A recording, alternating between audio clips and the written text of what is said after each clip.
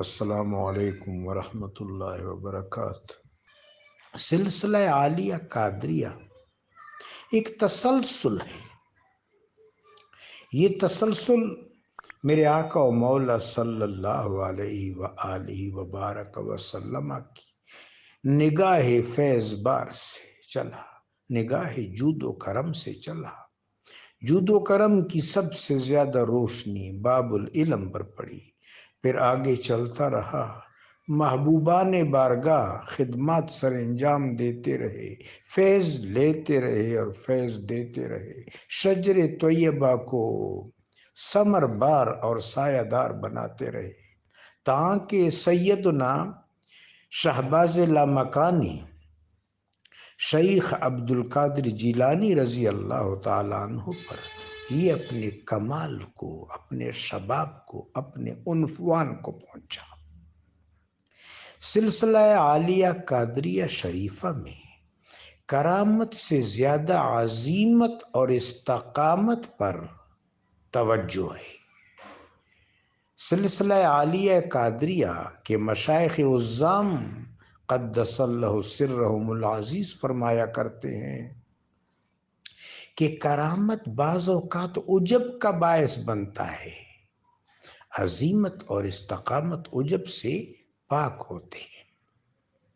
سلسلہ عالیہ قادریہ میں حال پر خاص توجہ دی جاتی ہے تاکہ مقام میں انضباط ہو، پھر مقام پر خاص توجہ دی جاتی ہے تاکہ تمکین میں ایک کیفیت سلیم ہو، الا من اتی اللہ بقلب سلیم، تاکہ جب دربار میں سالک نشست کرے تو توجہ اللہ اس کا نصیب ٹھہرے اور محبوب پاک علیہ الصلوۃ والسلام کی شفقت اس کو فیاضی کے ساتھ مہیا ہو۔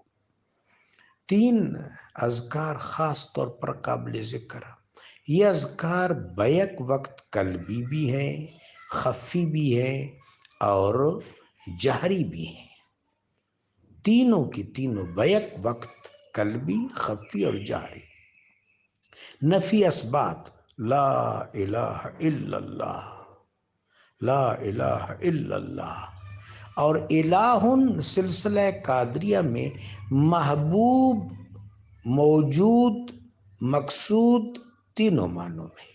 لا الہ الا اللہ، لا محبوب الا اللہ، لا الہ الا اللہ، لا مقصود الا اللہ، لا الہ الا اللہ، لا موجود الا اللہ۔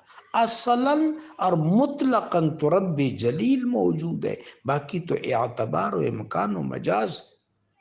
پھر اسبات، لا الہ الا اللہ، الا اللہ، الا اللہ، یعنی وجود کا اسبات کہ قلب پر بھی طاری ہو، خفی پر بھی طاری ہو، ظاہر پر بھی حکمران ہو۔